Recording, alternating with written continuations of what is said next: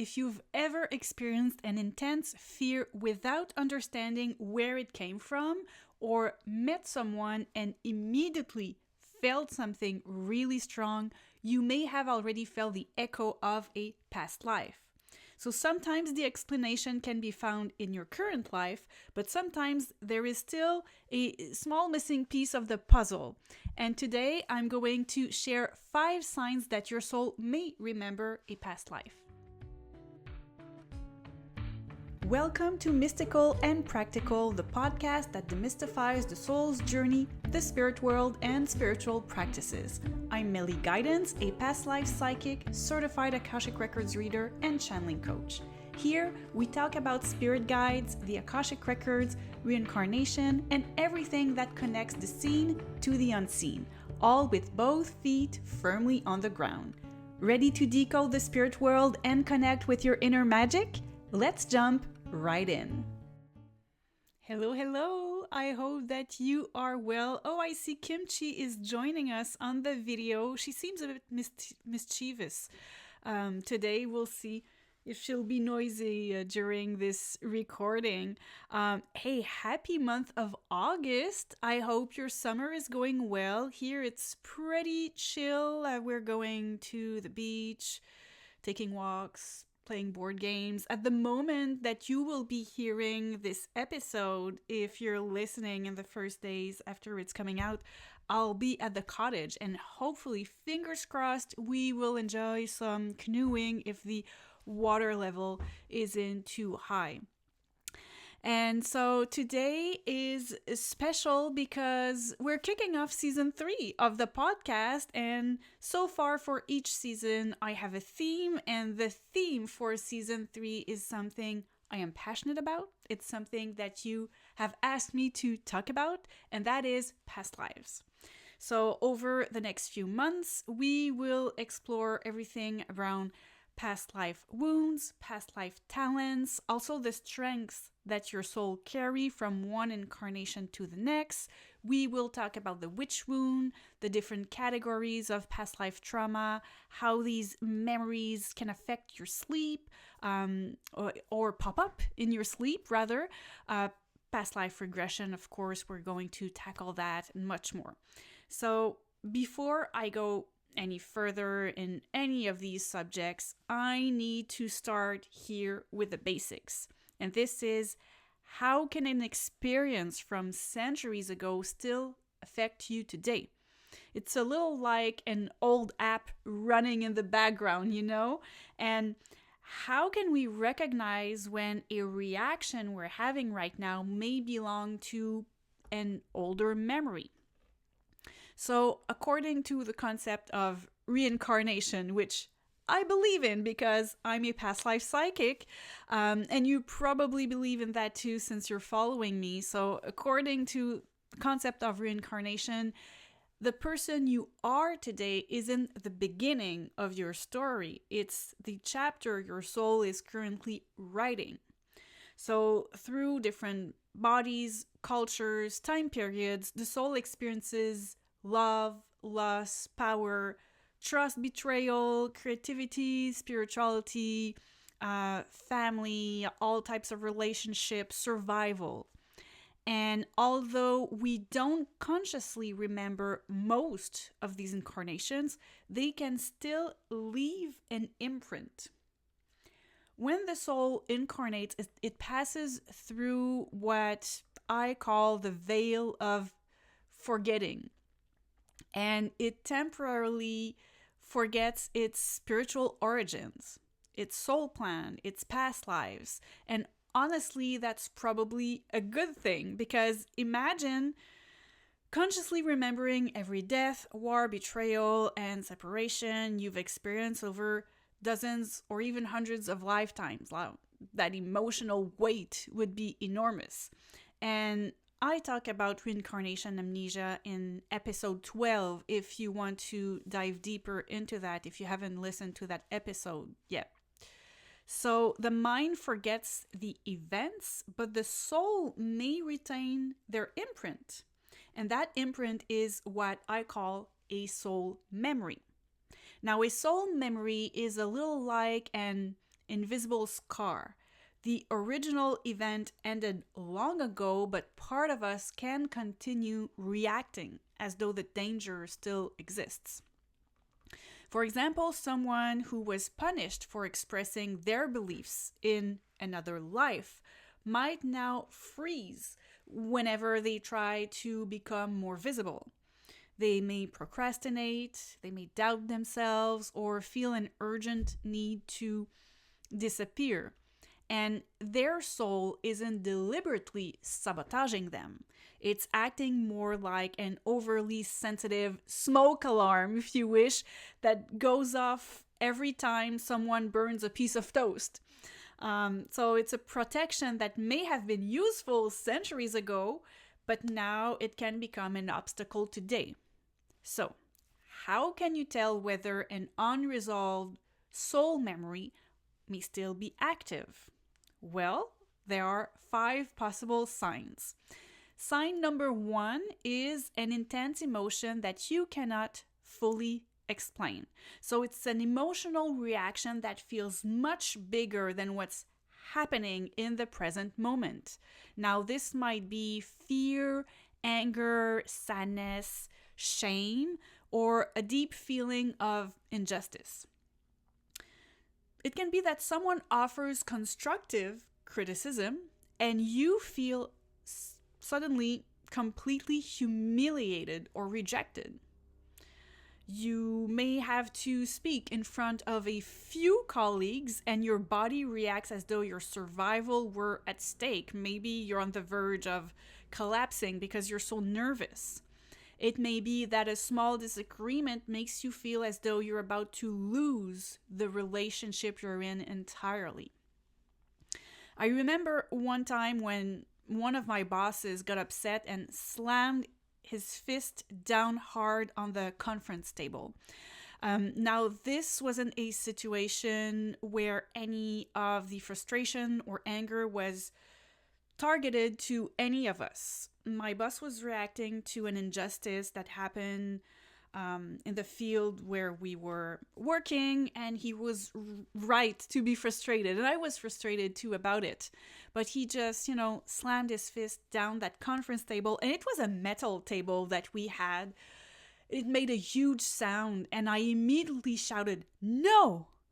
And my reaction came out before I even had the time to think about it. I was really surprised.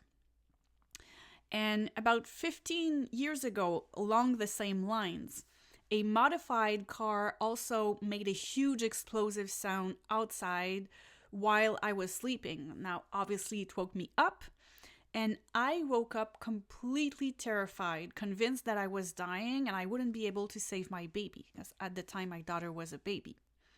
Now, I know, because I've been doing past life regressions for myself. I read the Akashic records. I've done this for many years now. So now I know that both of these reactions are connected to past lives I have experienced during wartime, when I found it very difficult to be surrounded by chaos, by noise and violence. And in the present moment, I wasn't in any real danger. My body reacted as though it recognized a danger. So, of course, a strong emotion doesn't automatically prove the existence of a past life. We have our childhood, our environment, current experiences that can explain many of our reactions. We don't immediately conclude that we were abandoned in a medieval village because a friend forgot to answer our text. But when the intensity of a reaction seems disproportionate and there's no clear explanation that emerges despite serious inner work, a soul memory may become an interesting avenue to explore. So you can ask yourself, does the intensity of this emotion really belong only to what's happening today? So that was sign number 1. I'm going to take my first tea break here. Okay.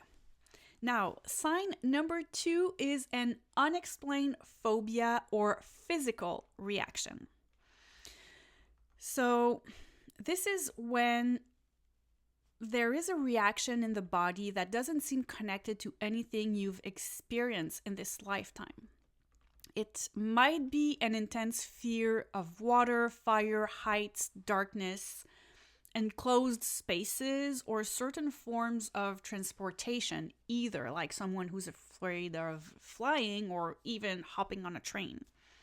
Now, rationally, you know you're safe, but your body refuses to believe it.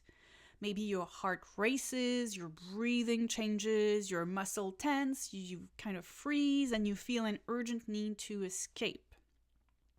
From a past life perspective, the body may sometimes respond to an experience the conscious mind no longer remembers. For example, someone who drowned in another life might feel terrified of deep water despite never experiencing a water-related trauma in this incarnation. Someone who died in a fire might react very strongly to smoke. Someone who was in prison or trapped could panic in an elevator or a windowless room. And the same thing can happen with certain areas in the body. Someone may feel particularly vulnerable around their neck, chest, or abdomen without understanding why that area triggers such a strong response. And that happened to me. I don't think I've ever shared this on the podcast, but when I was around 9, I read a book, like a kid's small novel. It was for kids. It wasn't meant to be scary, but there were vampires in the book. And once I had read that book, I started panicking that I was going to get bitten. Now, of course, I knew vampires weren't real at all. But when I was going to sleep, I was very cautious to not letting my neck being exposed. And I've always thought later on in life that it was from the book that I had read, but after that, during adulthood, I still felt like I didn't like having my neck exposed, and I would rather even sometimes wear turtlenecks. I liked it. Like I felt protected, versus someone who would have been hanged in a past life cannot feel turtlenecks around their necks. It's like, oh, it's too much because there's that past life remembrance. So I always thought, well, it's just that book. But that book was the trigger. What I found out later on, before I started working as a psychic, I was in Ainsley MacLeod's community, like soul world membership. He doesn't have that anymore, but at the time there was this kind of membership, and we were meeting, there were classes, and we could ask questions, but we could never ask questions about something personal. It needed to be for the collective, but I did ask, like, why would we have certain body parts that feel vulnerable? And I said, by the way, for me, it's like, it's my neck feeling really exposed. I need to hide it. I didn't say anything about the fear of being bitten. And that got Ainsley really curious. And he asked his spirit guides, and I got the answer with the past life related to it. There was a past life related to this, and it was in Bali, Indonesia, and I think I wanted to take a nap, and I got bitten by a venomous snake.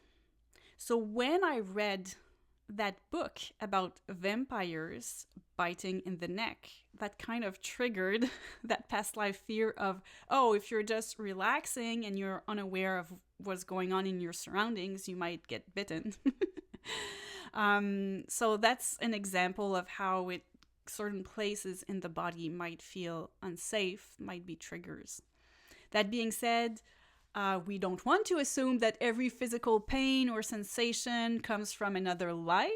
Physical symptoms should always be taken seriously and properly evaluated, and the possibility of a soul memory never replaces medical or psychological care.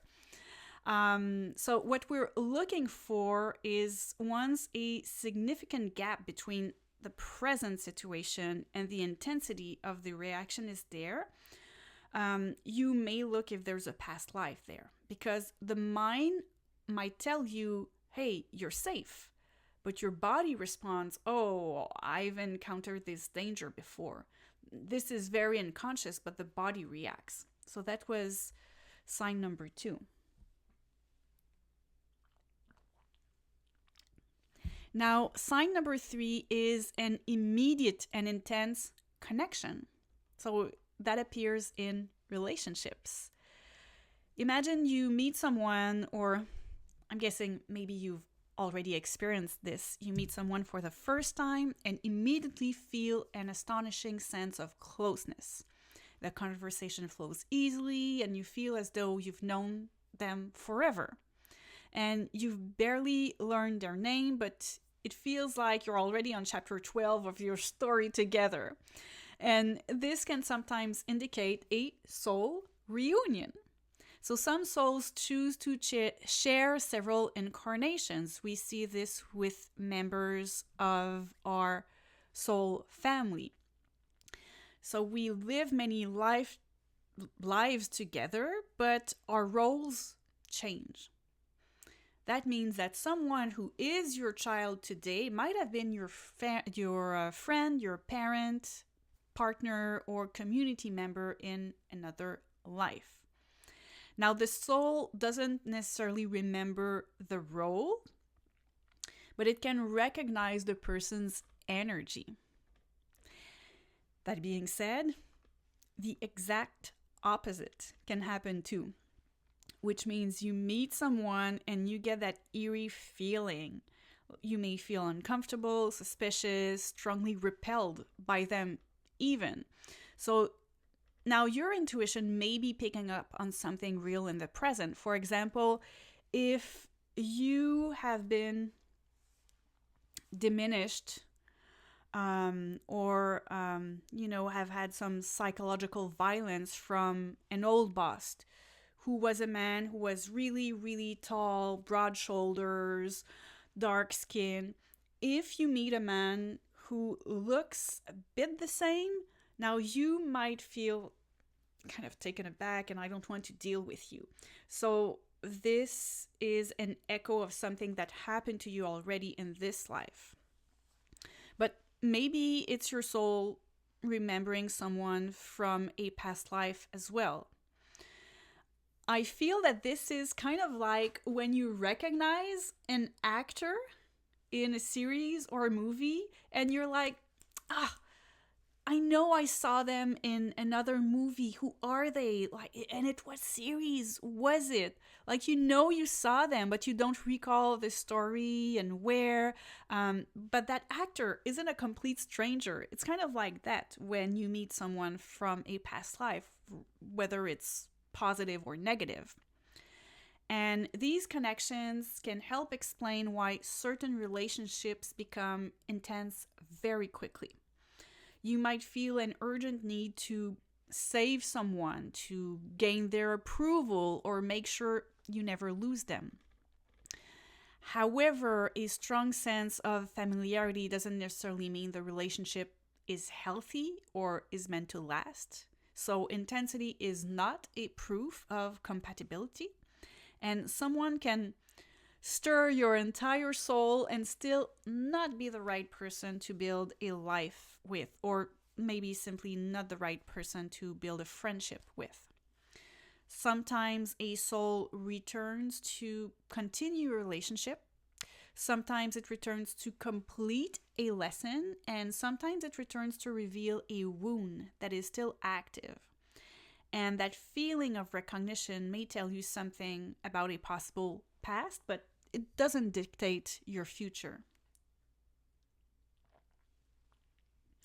So moving along to sign number 4, which is a powerful attraction to another time or place. Now that may be particular historical period, culture, country, language, or even just a spiritual practice that is not part of, maybe you're born in a certain religion and you're like, oh, I'm really into Celtic traditions. So you might strangely feel at home in a place you're visiting for the first time. Um, Maybe a language you don't understand may move you deeply, or perhaps you've been fascinated since childhood by ancient Egypt, the Middle Ages, India, or any other specific period. And of course, not every interest comes from another lifetime. So you can love castles without having lived in one, and you can adore Victorian dresses without being the reincarnation of a duchess. What sometimes distinguishes a soul memory from an ordinary interest is the depth of the reaction. It's not that you're simply curious, you really feel a sense of recognition. And the first time that I heard a story about this, I must have been around 19 years old, was working at Canadian Tire. I used to be a cashier for a few years in a Canadian Tire.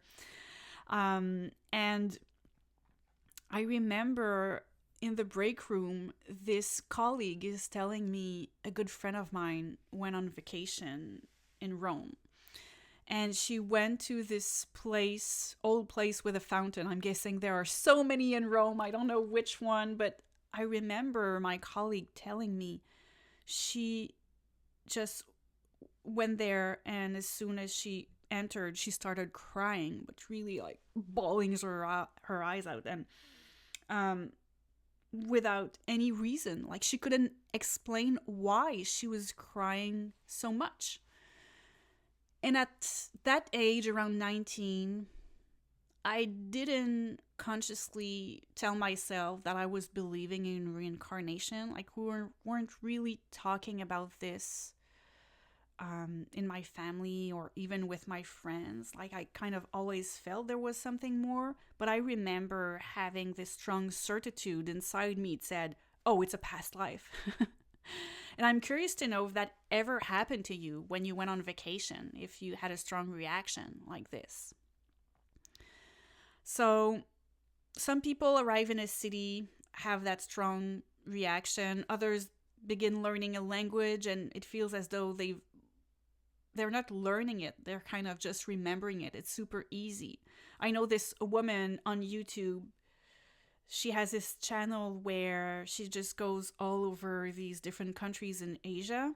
She's actually married to a Japanese man. She's American, married to a Japanese man, lives in Japan, but likes to visit different countries. And she's lived in several Asian countries. And she speaks a ton of different Asian languages and dialects, but like to either perfection or near perfection. Like people are flabbergasted. People of that place, I don't know if it's Taiwan or whatever, but she speaks so many languages. They're like, no, how come you speak the language so fluently? And it's so easy for her that maybe that she has had a lot of past lives in Asian countries. Plus, in her soul plan, she probably gave herself something like a talent for communication and performer soul types and all of this to help her with this.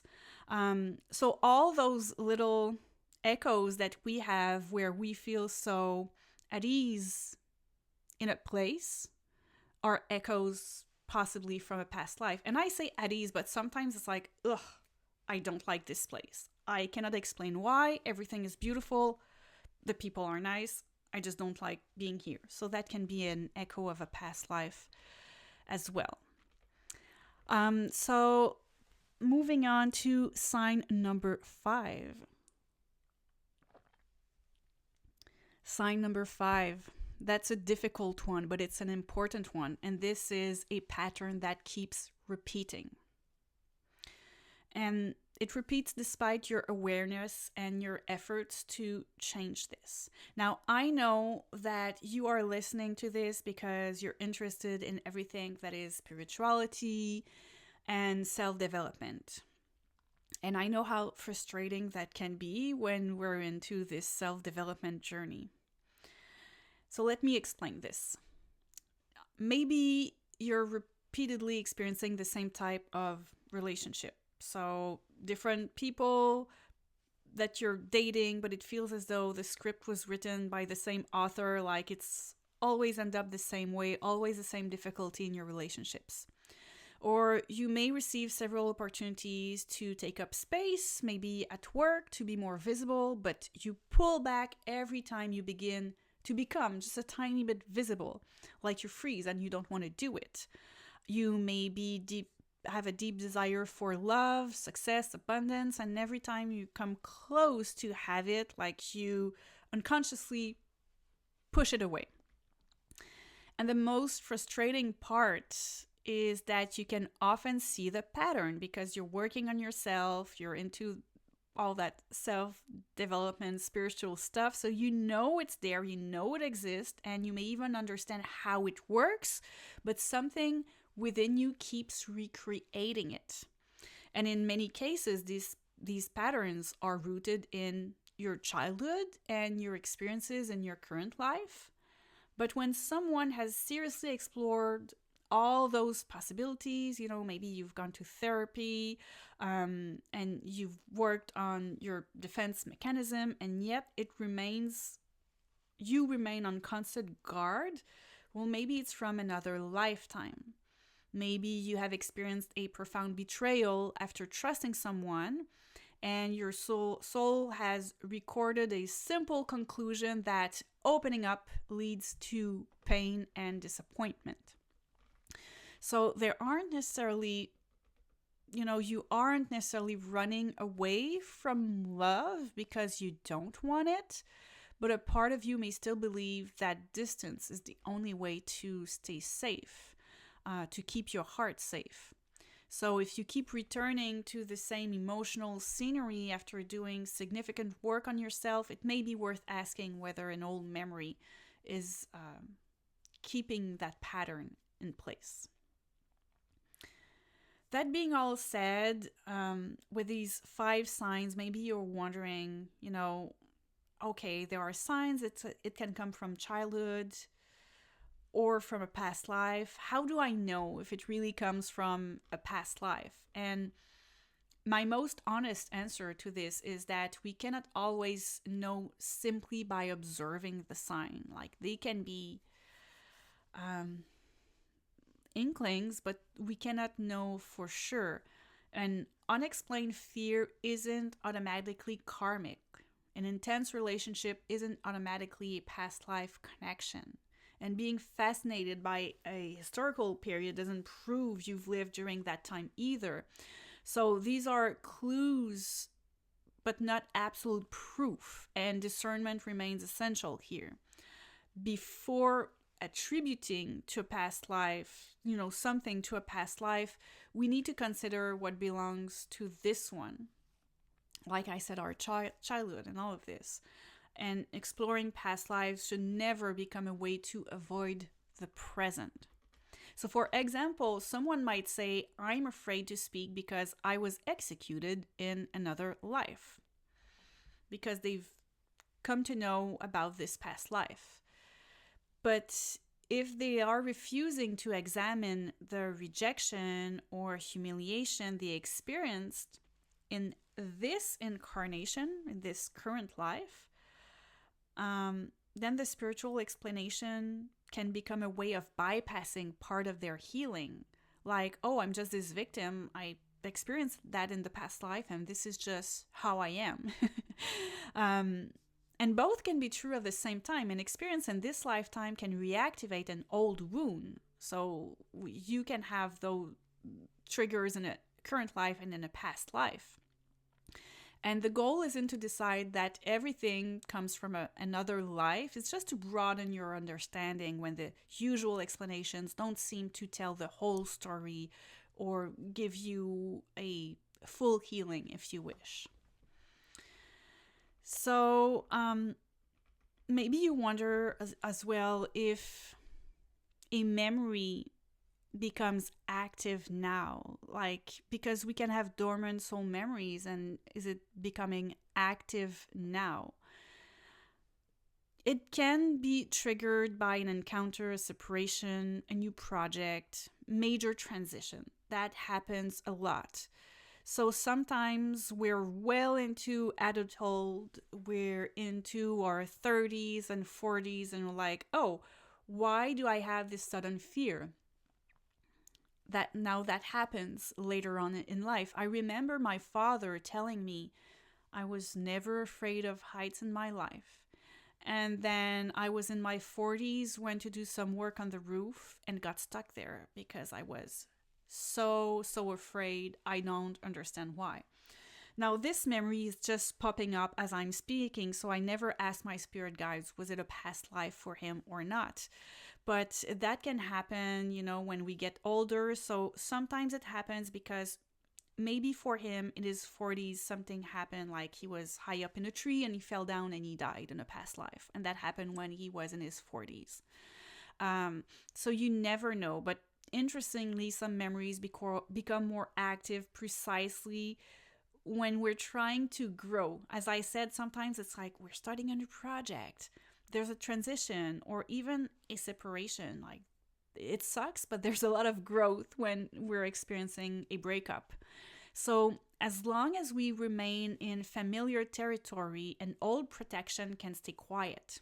But the moment we decide to become more visible, love more deeply, trust more fully, or take a risk, it wakes up and it says like, oh, careful, the last time we did this, we suffered. So that's why a blockage can sometimes become stronger right before a period of expansion. I see this as a roller coaster. We have highs, we have lows. And in the lows, you have this kind of dip. And in the dip, it can feel like we're stuck, we're not moving. But the dip is right there because before something becomes interesting. But the dip is also the low where it's difficult. So that's that period before the expansion, before the next time we move up the roller coaster and get to the top. So it doesn't necessarily mean that you're on the wrong path, and it may simply mean that an older part of you hasn't realized that the circumstances have changed. And I think it's important to remember that our soul doesn't only carry trauma, it can also retain knowledge, abilities, passions, and talents that you developed through other incarnations. And later this season, we will explore the major categories of past life talents because reincarnation isn't only an endless collection of painful experiences. Your soul story probably contains challenges, but also contains strength. You've experienced several lifetimes developing. So I like to see that, yes, we can go deep into past life trauma and to help us heal, but we can also go deep in past life talent to help us expand. So maybe you've recognized yourself in one of the 5 signs I talked about today, perhaps several, because we can have several of them. And if you did, remember that a soul memory isn't a sentence. It doesn't mean you are destined to repeat the same experience forever. Don't go into victim mode. It's just an imprint. And an imprint isn't your identity. You don't need to remember every past life or understand every detail of your story. Now, some incarnations may be relevant to your current life while others aren't. What matters isn't collecting stories about all the people you may have once been. What matters is recognizing what continues to affect you today. And because you aren't only the person who lived through those experiences, you are also the soul who survived them. And in the next episode, we're going to explore a very specific collective memory that still affects many people today, and that is the witch wound. Now, that comes with a fear of being seen, judged, reported, or punished for expressing your differences, your spirituality, your power. And throughout season 3, we will continue exploring past lives from 7 different angles, including the wounds they can leave behind and the strengths that can be awakened. And I'm also preparing a new course that will help you explore your own past lives in a structured, safe, grounded way, and it will open for enrollment this fall, and I'll gradually tell you more about it throughout this season 3. And if this episode resonated with you, remember to follow the podcast so you don't miss the rest of the season. You can also share it with someone who sometimes may feel as though they're carrying a fear or a story that they don't entirely think it belongs to them. And I will meet you back here in 2 weeks to talk about the witch rune, and it's this profound question that comes with it, which is, what happens when your soul remembers that being visible was once dangerous? Thank you so much for being here. Take care. Bye-bye. Thank you for listening to the Mystical and Practical podcast with Meli Guidance. If this episode spoke to you, please subscribe to the channel and leave some stars, a thumbs up, or a comment. It truly helps to share the podcast with other old souls seeking a deeper understanding of the spirit world. If you're interested in getting an Akashic Records reading, a tarot reading, or joining one of my online courses, you will find all the details at meliguidance.com. This podcast was edited by plcm.ca and the original music was composed by record.bandcamp.com. Until next time, remember, we are all souls having a human experience and we can all be mystical and practical.